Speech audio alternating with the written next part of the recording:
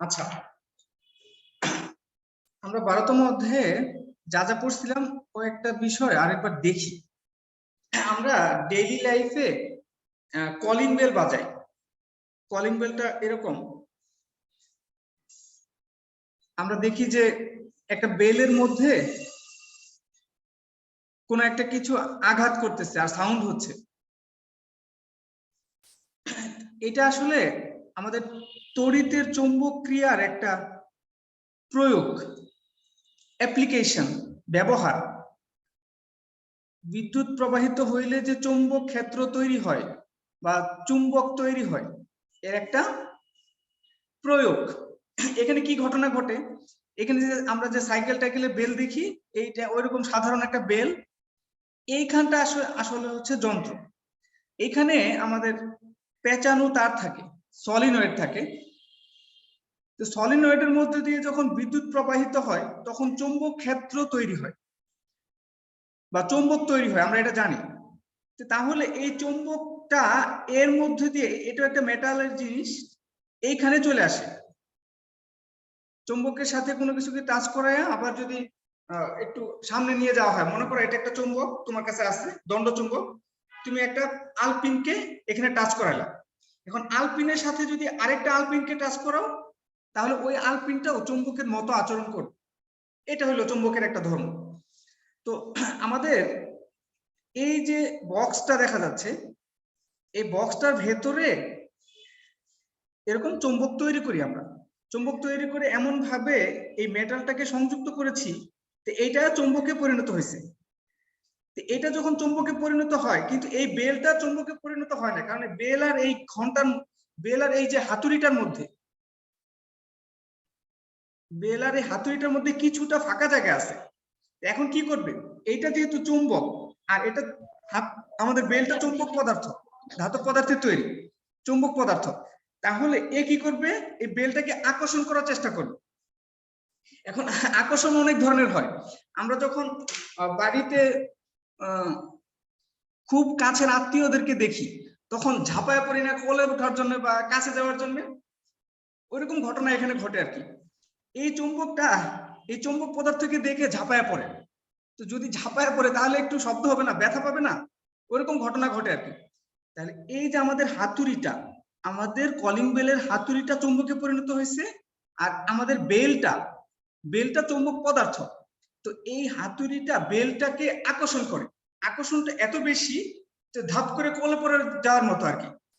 এটা ওইটাকে টেনে ধরার চেষ্টা করে, কিন্তু আসলে বাস্তবে এই হাতুড়িটাই ওই বেলটাকে গিয়ে ধপ করে আঘাত করে।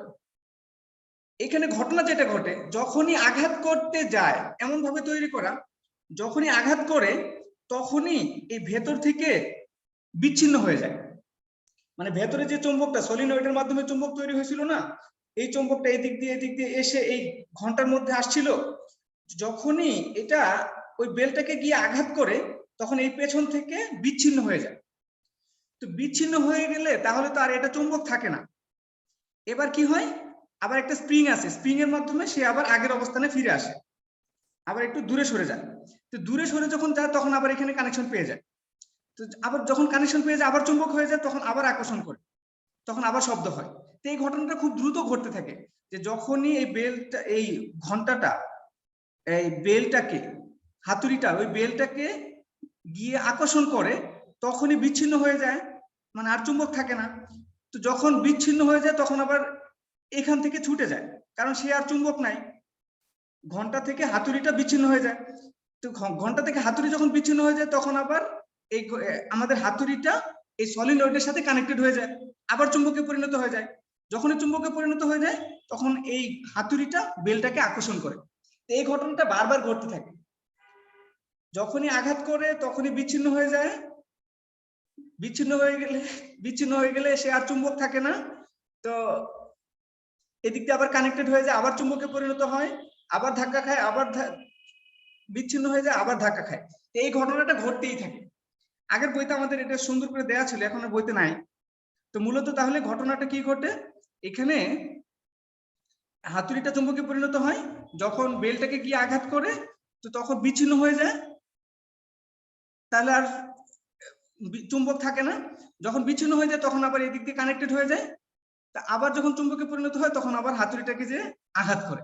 তো এইভাবে আসলে আমাদের ইলেকট্রিক যে বেলগুলো ছিল আগে, এখনো আছে অফিসগুলোতে, এটা কাজ করে।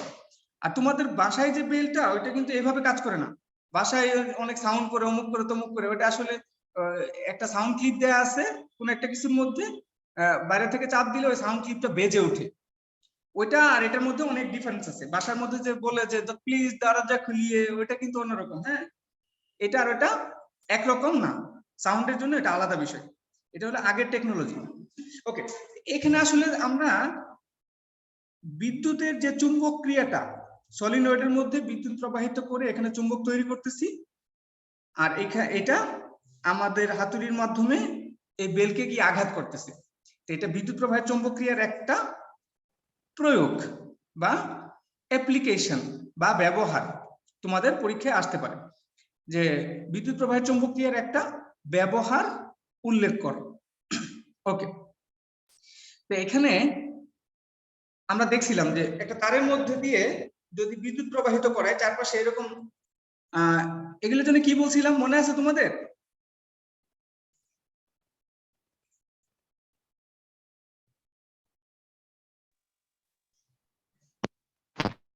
জি স্যার।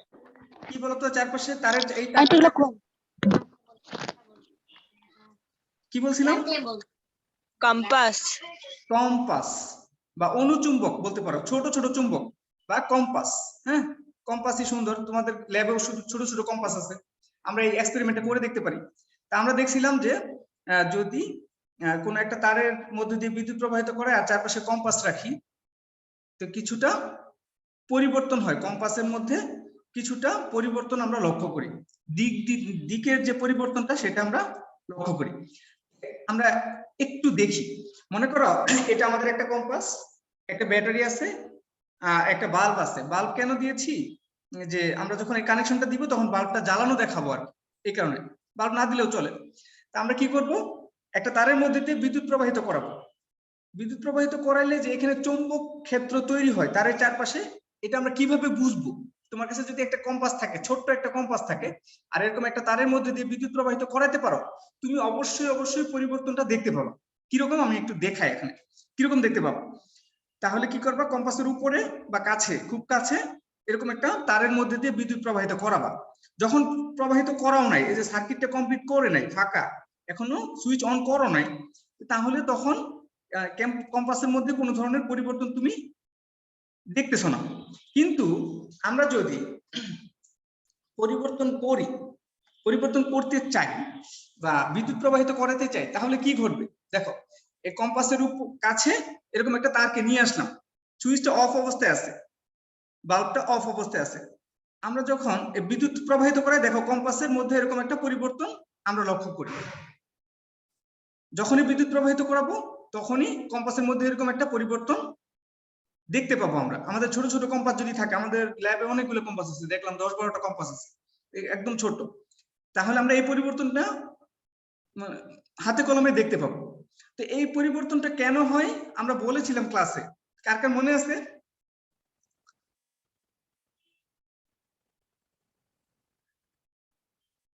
মানে কম্পাসটা ঘুরে গেল কেন?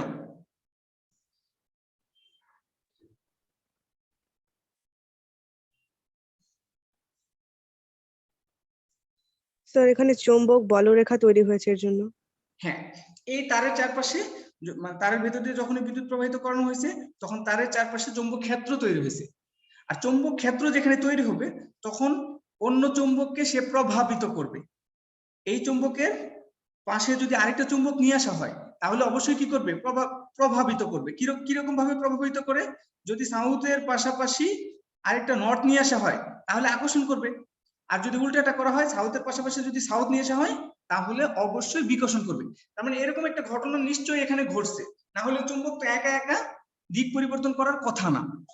তো এই ঘটনা থেকে আমরা শিওর হয়েছি যে যখনই কোনো তারের মধ্যে দিয়ে বিদ্যুৎ প্রবাহিত করানো হয় তখনই এর মধ্যে চৌম্বক ক্ষেত্র তৈরি হয়, মাস্ট।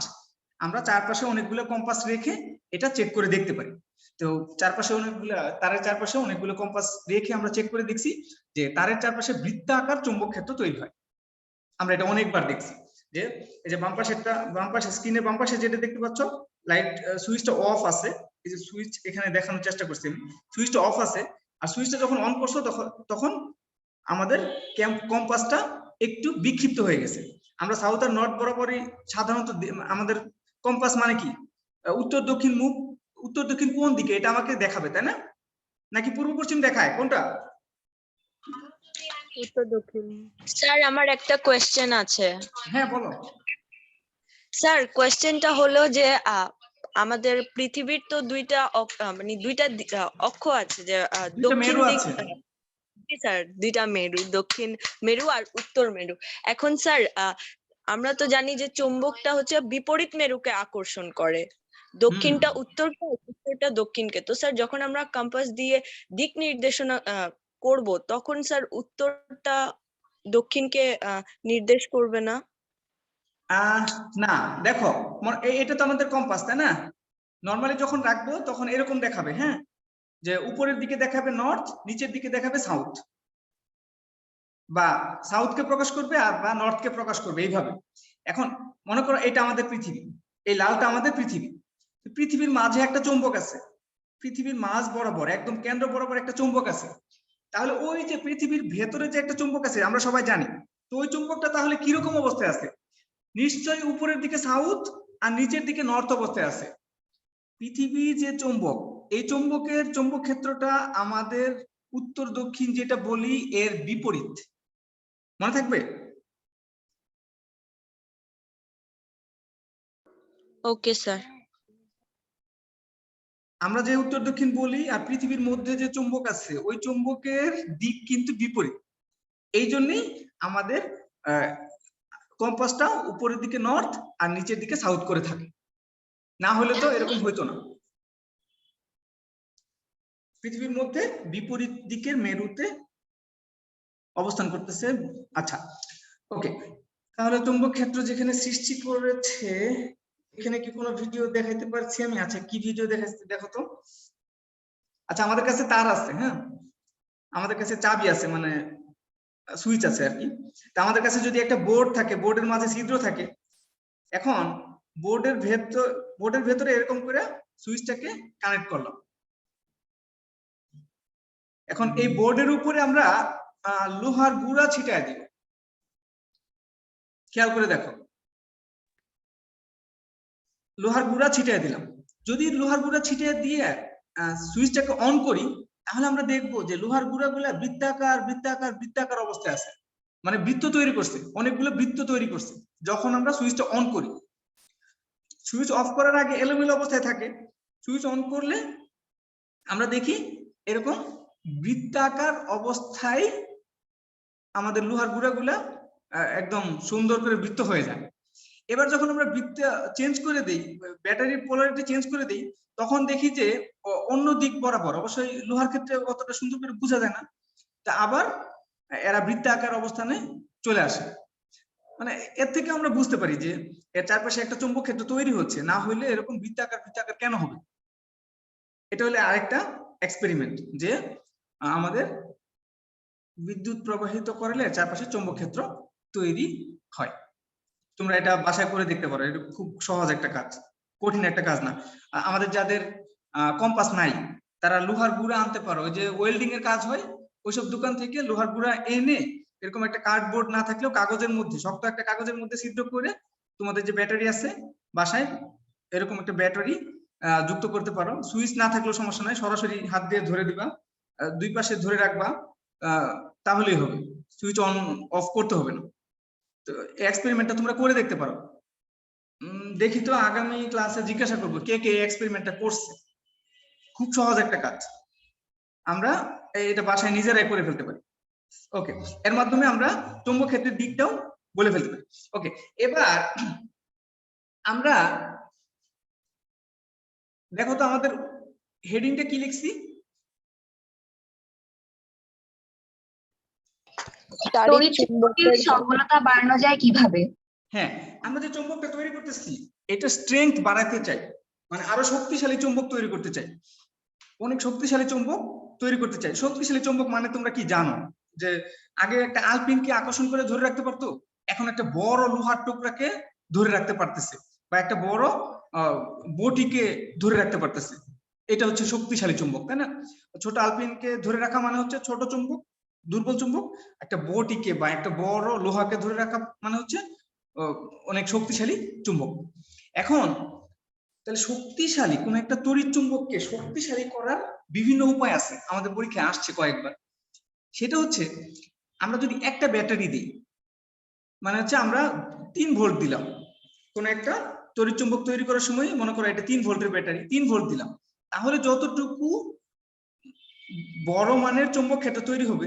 এবার যদি আরো 3 ভোল্ট দিয়ে দিই, এইভাবে শ্রেণীতে যুক্ত করে দিয়ে দিই, তাহলে চুম্বক ক্ষেত্র ডাবল হয়ে যাবে, শক্তি চুম্বকের শক্তিটা দ্বিগুণ হয়ে যাবে, 2 গুণ হয়ে যাবে। তার মানে হচ্ছে যে আমরা যদি আমাদের ব্যাটারিকে বা তড়িৎ প্রবাহকে যদি বাড়ায় দেই, কারেন্টের মান যদি বাড়াইতে পারি, তাহলে চুম্বক ক্ষেত্রের মান বেড়ে যায়। কারেন্টের মান বাড়ানোর উপরে হচ্ছে ভোল্টেজ বাড়ায় দেওয়া। আরেকটা পদ্ধতি আছে, এটা একটা পদ্ধতি।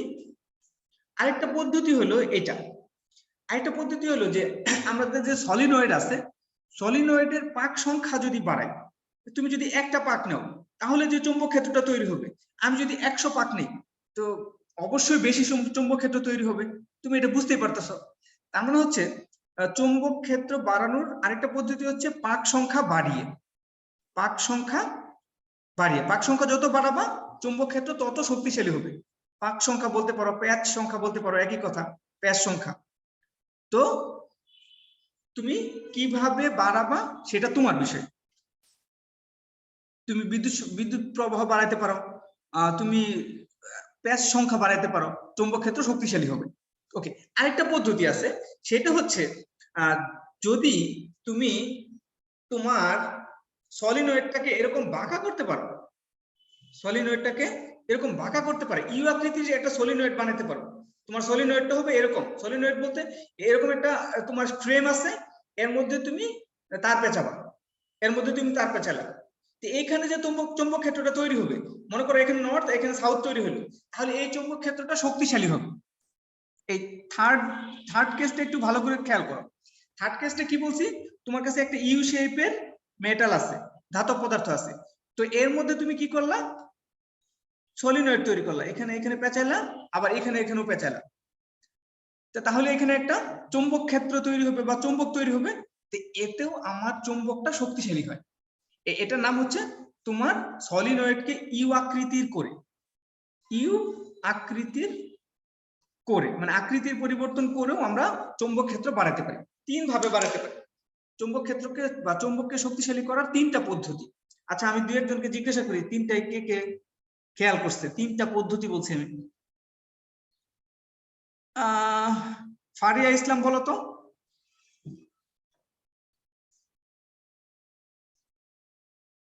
চুম্বক ক্ষেত্রকে শক্তিশালী করার 3টা পদ্ধতি।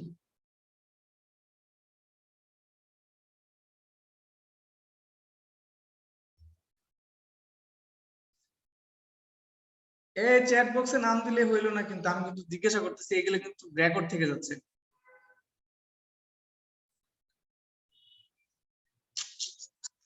এই ইকরা বলো, ফারিয়া তাসনিম ইকরা।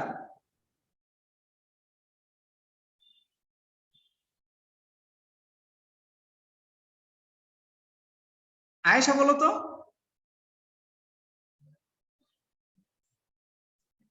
আয়েশা তারান্নুম, সব হারায় গেছে। চুম্বক ক্ষেত্রকে 3 ভাবে শক্তিশালী করা যায়, কে বলবে? আমি বলি। বলি। কে? নুসরাত, নুসরাত বলো। তড়িৎ প্রবাহের মান বাড়িয়ে, সলিনয়েডের পাক সংখ্যা বাড়িয়ে এবং ইউ আকৃতির চুম্বক ব্যবহার করে। চুম্বক ব্যবহার যদি করলাম, তাহলে আর চুম্বক ক্ষেত্র বাড়াবো কিভাবে? নাজা বলো তো, ইউ আকৃতির ক্ষেত্রে কি বলতে হবে? স্যার ইউ শেপের মেটালে সলিনয়েড কে পেঁচিয়ে। সলিনয়েড বানিয়ে, আচ্ছা ঠিক আছে। এই তুলনা, জি স্যার। আসো, বলো তো তড়িৎ প্রবাহ কিভাবে বাড়াইতে পারি? স্যার ভোল্টেজের মান বাড়িয়ে। ভোল্টেজের মান বাড়িয়ে। এটা 11তম অধ্যায়ে পড়ে গেলে তোমাদের আর সমস্যা থাকবে না, এখানে তোমরা পুরোটাই পারবা। তখন ভোল্টেজের মান এইভাবে বাড়াতে হয়, একটার পরে আরেকটা ব্যাটারি যুক্ত করে, শ্রেণীতে ব্যাটারি যুক্ত করলে ভোল্টেজ বেড়ে যায়, আর তখন তড়িৎ প্রবাহ বেড়ে যাবে। ওকে, এগুলো তোমরা পারবা আশা করি, 3টা বিষয়। আচ্ছা, আমাদের এগুলো তোমরা পারো, ধন্যবাদ দেনে। এখন আমাদের বিদ্যুৎ উৎপাদন যে কেন্দ্রটা আছে, এখানে বিদ্যুৎ উৎপাদন করা হয়, ঠিক আছে। দূর দূরান্তে পাঠানোর সময় আমরা 33,000 ভোল্ট, মানে ভোল্টেজকে অনেক গুণে বাড়িয়ে তারপরে পাঠাই। আমরা পড়ছিলাম যে আমাদের লস হয়ে যায় I²R_T, এই পরিমাণ লস হয়ে যায়। তো এই লসটাকে কমানোর জন্য আমরা ভোল্টেজকে বাড়ায় দিই, যাতে আমাদের লস কম হয়। আমাদের আশেপাশে যে পাওয়ার স্টেশন গুলো আছে, এগুলো হচ্ছে 1100 ভোল্ট না, 11,000 ভোল্টের।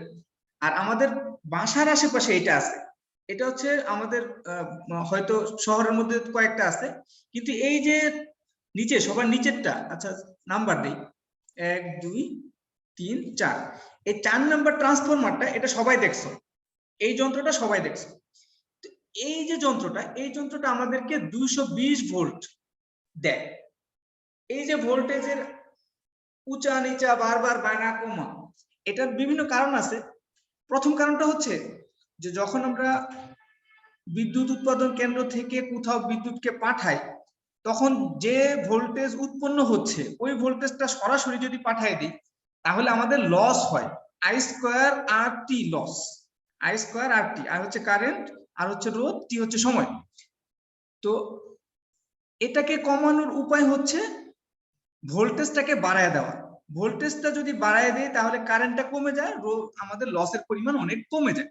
ওকে, তো এটা হচ্ছে যে জাতীয় বিদ্যুৎ গ্রিড, তোমরা দেখছো যে বসুন্ধরা যারা গেছো দেখছো, এরকম বড় বড় লাইনের মাধ্যমে কারেন্ট যাচ্ছে। তো এটা দিয়ে শহর থেকে শহরে, যে জেলা থেকে জেলাতে বিদ্যুৎ পাঠানো হয়। এবার তোমার জেলায় যখন বিদ্যুৎটা আসলো, তখন এই যে 11,000 কিলো ভোল্টের একটা স্টেশন থাকে, ওইখানে প্রথমে 33,000কে 11,000-এ পরিণত করা হয়। তারপরে তোমার বাসায় যখন পাঠানো হয়, তখন 440 আকারে পাঠানো হয়, 440 আকারে পাঠানো হয়। আর তোমার কাছে যখন আসে, তোমার ঘরে যখন আসে, তখন সেটা 220 ভোল্টে তোমার ঘরে পৌঁছে দেওয়া হয়। তো এই ঘটনাগুলা আমরা ঘটাই, কারণ হচ্ছে, এটার কারণ তো বললাম, 220 ভোল্টে কেন তোমার ঘরে বিদ্যুৎ দেয়া হয়, কেউ কি বলতে পারবা?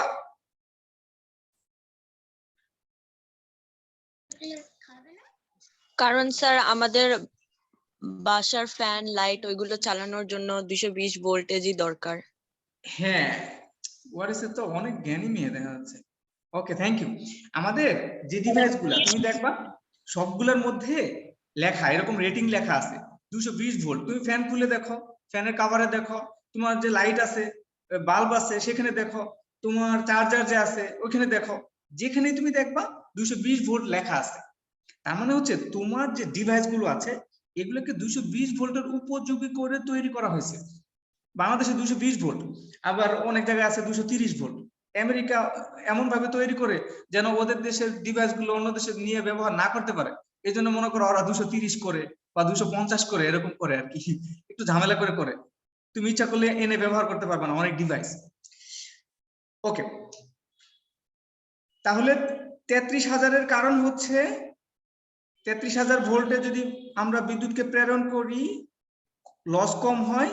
আর 220 ভোল্টের কারণ হচ্ছে আমাদের ডিভাইস গুলো 220 ভোল্টের উপযোগী করে তৈরি করা হয়েছে। প্রশ্ন আসতে পারে, জেনে রাখবেন। ওকে, এখন এই যে ট্রান্সফরমার সম্পর্কে আমরা পড়েছিলাম যে ট্রান্সফরমারের মাধ্যমে স্টেপ আপ করা হয়, স্টেপ ডাউন করা হয়, ইত্যাদি ইত্যাদি। এগুলো নিয়ে আমি কথা বলতে চাচ্ছি না।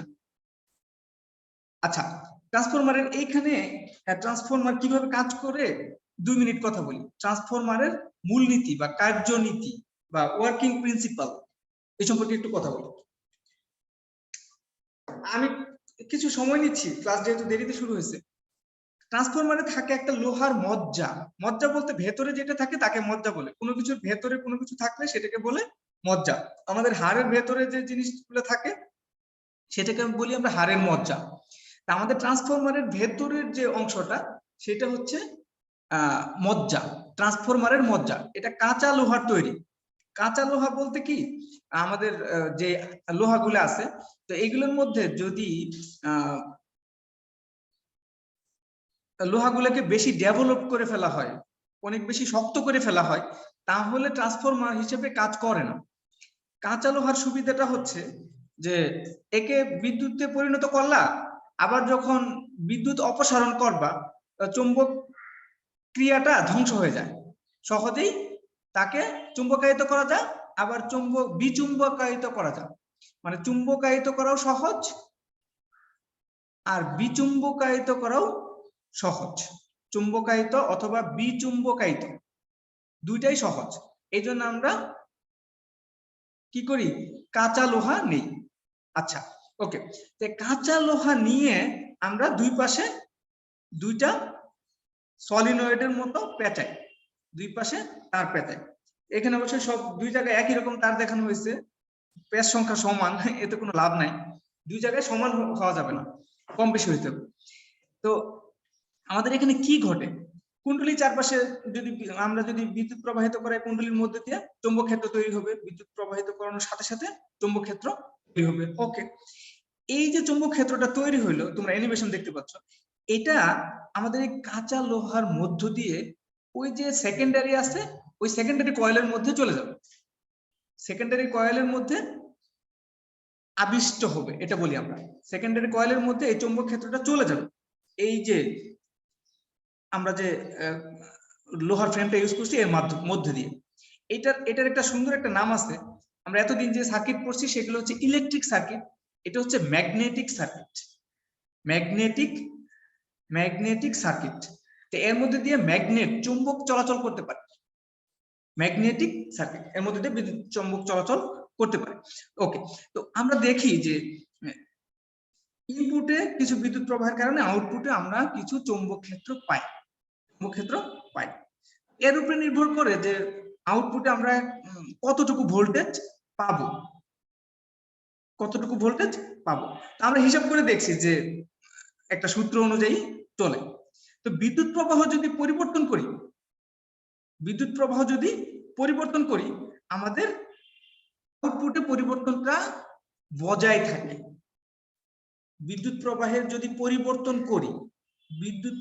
পরিবর্তন যদি করি তাহলে আউটপুটে পরিবর্তনটা বজায় থাকে। না হলে এখানে যদি 2000 ভোল্টও দিই, আউটপুটে আমি কোনো ভোল্টেজ পাবো না। তার মানে হচ্ছে ইনপুটে শুধুমাত্র এসি এর জন্য আমাদের ট্রান্সফরমারটা কাজ করে। যদি এখানে ডিসি ভোল্টেজ দিয়ে দিই তাহলে আমাদের ট্রান্সফরমার কাজ করে না।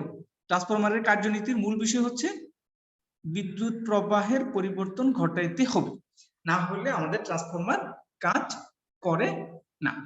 ওকে, এখন এগুলো সম্পর্কে আমরা অনেক ভালোভাবে জানছি, ম্যাথও করছি, পরীক্ষায় কি আসবে সেটা আমরা শিখে ফেলছি। কিন্তু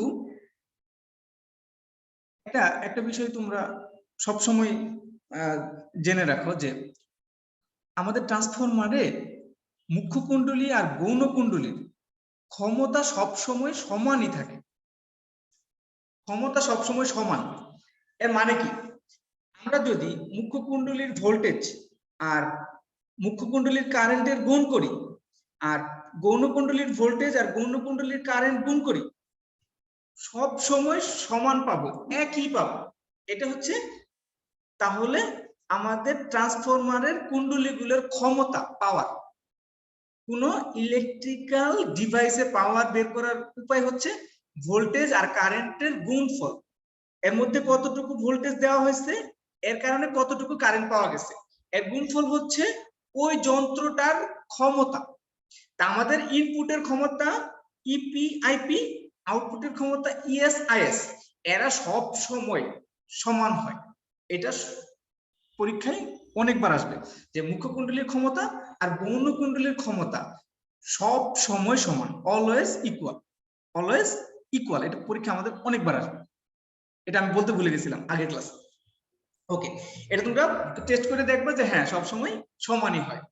কারোর যদি এরকম হয় যে সবসময় সমান আসে নাই, তুমি বুঝবা যে তুমি ভুল করছো। আচ্ছা, এখন হচ্ছে তোমাদের এইচডব্লিউ, যে এই যে ট্রান্সফরমারটা দেখতেছো, এটার মূলনীতি সংক্ষেপে লিখবা 2 মার্কসের জন্য, 2 নম্বরের জন্য। 2 নম্বরের জন্য এই ট্রান্সফরমারের মূলনীতি লিখবা। এবার হচ্ছে আমি তোমাদের অ্যাটেন্ডেন্স নিব, যাদের নাম দেখতে পাচ্ছি। ও সবাই তো রোল আগে দিয়েছো, ভেরি গুড। আচ্ছা, Tulona, present sir. Warisa, present sir. Naja, present sir. Humaira Akter Lamisa, present sir. Nusrat Jahan, sir. Tasfia Afroz, Nuramiza Khushi, yes sir. Surovi Nahar, present sir. Nusrat Nafiza. আচ্ছা, নিশিতা রহমান, প্রেজেন্ট স্যার। নাদিয়া নূর, আমরা গসাগুর সূত্র কি জানি? Sir.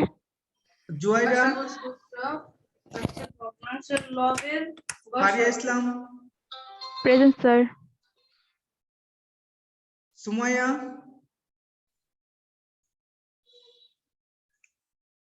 Nusrat Jahan, present sir. Fatema Akter, present sir. Ayesha, present. Sabiha, এই বিথি রহমান রোল কত? বিথি রহমান রোল স্যার কত? 34। 34। আচ্ছা, Fariha, Faria Tasnim Iqra, present sir. Jannatul Fatema, present sir. Nusrat Jahan, present sir. Rubaiya Akter, present sir. Sneha Islam roll কত?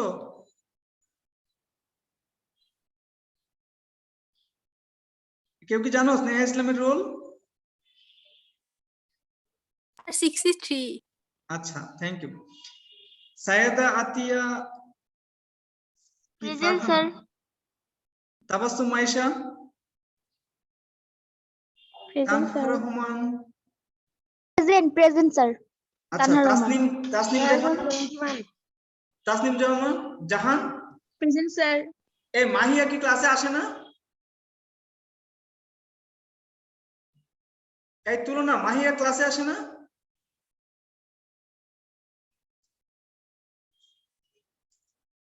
তুলনা, এই ওয়ারিসা আসে? আচ্ছা, দেখতে পাচ্ছি না।